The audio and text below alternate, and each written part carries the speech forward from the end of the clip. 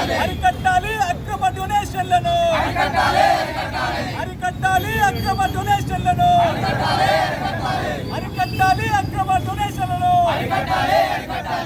Chairman అదేవిధంగా fee regulation committee సహకరిస్తా ఉన్నది. ఇలా ప్రైవేట్ ఇంజనీరింగ్ కళాశాలలు బీటెక్ విద్య 4 సంవత్సరాలు పూర్తి చేయడానికి 40-50 లక్షలు దోపిడీ చేస్తా ఉన్నాయి. ఇలా ఉన్నత విద్యా మండలి వాళ్ళు, ఫీజు రెగ్యులేషన్ కమిటీ వాళ్ళు ఏ ఒక్క ప్రైవేట్ ఇంజనీరింగ్ కళాశాల తనిఖీ చేయకుండా ఇలా నామమాత్రంగా వాళ్ళు చేస్తున్నటువంటి యాజమాన్య కోట, బీ కోట చేస్తున్న డొనేషన్లకు అధికారులు వత్తాసు పలుకుతా ఉన్నారు.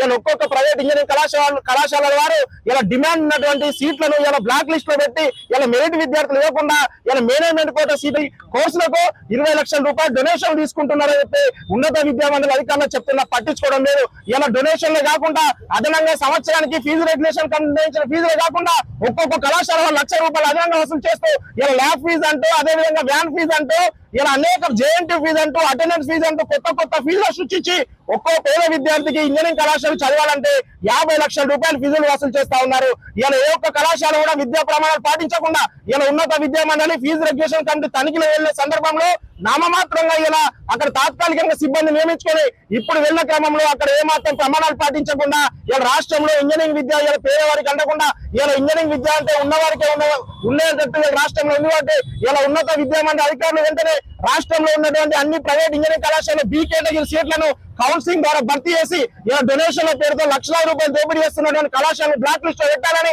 ఇంజనీరింగ్ విద్య పేదవారికి అందరికీ అందుబాటులో ఉండే విధంగా ఉన్నత విద్యా మండలి అధికారులు వెంటనే చర్యలు తీసుకోవాలి. ఇలా ఉన్నత విద్యా మండలి అధికారులకు ఏ చేస్తే తప్ప సవాల్ చేస్తా ఉన్నాం. మీరు వెంటనే రాష్ట్ర ప్రభుత్వానికి ఒక ఫిర్యాదు చేయండి.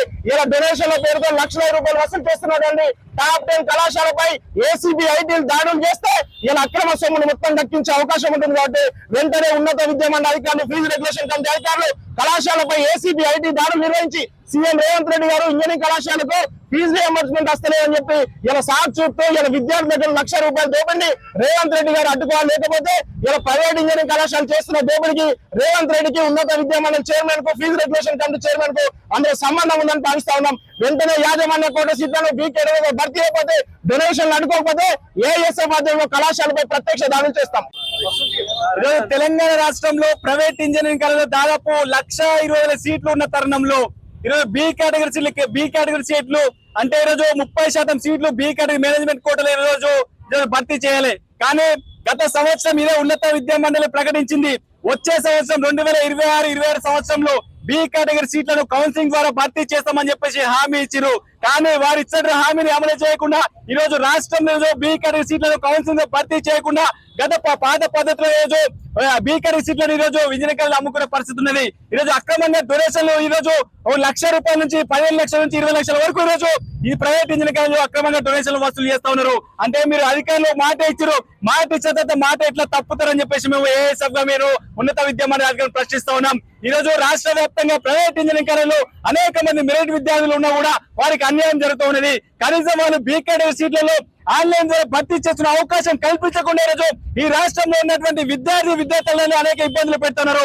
లక్షల రూపాయలు వసూలు చేస్తున్నారు, అక్రమంగా డొనేషన్లు తీసుకుంటూ కూడా ఈ రాష్ట్రంలో ఉన్నత విద్యా మండలి కనీసం స్పందించే పరిస్థితి లేదు. ఈ రోజు అదేవిధంగా రాష్ట్ర వ్యాప్తంగా ఒక టాప్ 10 లో కాలేజ్ రోజు ఈ రోజు లక్షల రూపాయల వ్యాపారం చేస్తూ ఈరోజు అక్రమంగా డొనేషన్లు 20 లక్షల రూపాయలు డొనేషన్ వసూలు చేస్తూ దాంతో పాటు అనేక రకమైన సమస్యలు సృష్టించే ప్రయత్నం చేస్తా ఉన్నది.